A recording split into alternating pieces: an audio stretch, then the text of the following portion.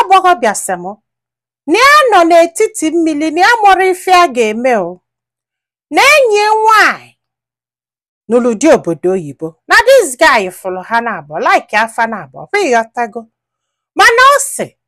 na enyi nwaanyị ka ya bụ ụzọ wee fụ maka ya o wee nube enyi nwaanyị wee jebe obodo oyibo. Ọ sị m nne na this girl ọ da-anụ ala ọvọrọ this guy n'ihe o ji wee nụbụ ya bụ gịnị maka obodo oyibo ọkwa ịghọtago. Ọ sị m dịtị na-ewutie maka na ala ọvọrọ the guy je n'ụlọ mana the guy epik ga enyi nwaanyị kekwena ife a ga-eme ya agba nkịtị. Ọ sị bụ and na since this guy pụ na ọ na-ese ndede ya ego na-akwadoli akwụkwọ obodo oyibo ọ pụta ka ọ jebe mana this girl gwara ya sị ya na alụlụ obodo oyibo ya hapụ ya na ife a ji wee nụbụ ya wụ maka gịnị maka obodo oyibo. Ọ sị m dịtịnị na-ewuti oluo one day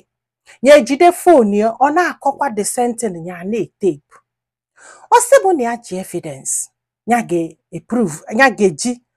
ọ sị bụ na ya ji evidence ya ga-eji wee prove the guy n'eziokwu eziokwu na ife this girl kwuru na ọbịa obodo oyibo hapụ ya mana na this girl bụ enyi datụ n'ụwa niile mana fa bụ enyi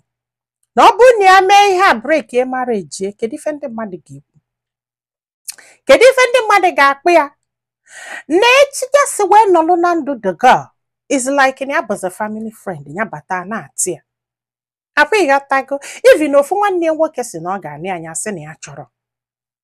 Ọ sị m nne na ya mụrụ ife a ga-eme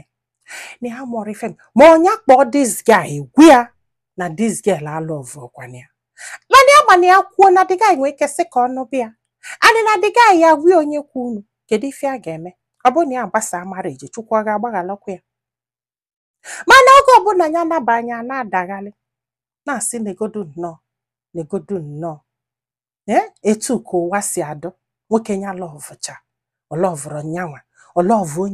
onye alọvụrụ ya kịta anụnwa ọ na-achọ iji eje obodo oyibo ruo ka ọ hapụ this guy ya wesị ka amala ife ndị mmadụ lo kedu ife a ga-eme.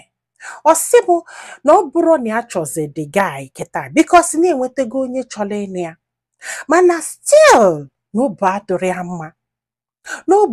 ya mma mana ya na this girl it has been long na ha na-emezi ka sisters na ya abagolie mba wele aka na ibalịa wele aka ekpe balịa mana still no insist na olu hapịa adịdị amala enyi nwaanyị na olu kwere obodo oyibo n'ihe a o kwuru ka ọ ga-eme ịghọtago so na ebe na the guy na-emeli ego na-spend n'isi this girl na-aghalị lọvụcha this girl. Ọ sị m na ihe a adọrọ mma o na ihe a adọrọ mma bikos na anya nwasef etu enya nọ na ọ na onye nwogide iwe onye na-agọlụ this girl ọfọ na-ekpeli na-asị ka ofu ihe mee ka this guy hapụ ya akwa ịghọtago so na o nwere onye akọrọ wee na-asị ya na o mee ihe a na ọma ndụrụ ya na mma ya kpọọ the guy ka ọ gwa ya akwa ịghọtago ya kpọọ the guy ka ọ gwa ya ọ bụgodo na ọma ngwa the guy just onye tụọla ya inu ma onye chọọ somebody ga-agwalụ the guy dana ịgba nkịtị ka the guy kpọgotie ka ọ hapụ ya akwa ịghọta so nwekwa onye nke si anya agbasakwa na di na nwunye na Bible sị what God has joined together ịbụlụ mmadụ etikwe na asọnda akwa ifugo so onye wesị ka amala ife ndị mmadụ lo so nwanne m kedu ife ilu kedu ihe ọ dogo ka this girl mee kịta. Ọ sị m maka na ọ na-ewutie maka na ya na-achọ ịnụ di nke na andị na mmadụ gbasaa that marriage na aba ndụ happy with that person ya ga-agọla onye ahụ ma ọfọ onye kpọọ the guy gwa ya ife na-emenụ ọ gwa somebody ka ọ gwalu onye ka onye just gba nkịtị because what God has joined together let nobody put to chai ike gwụkwalụ m maka na ụdị ihe a nụnwe yara m ụzọ ị ga-agba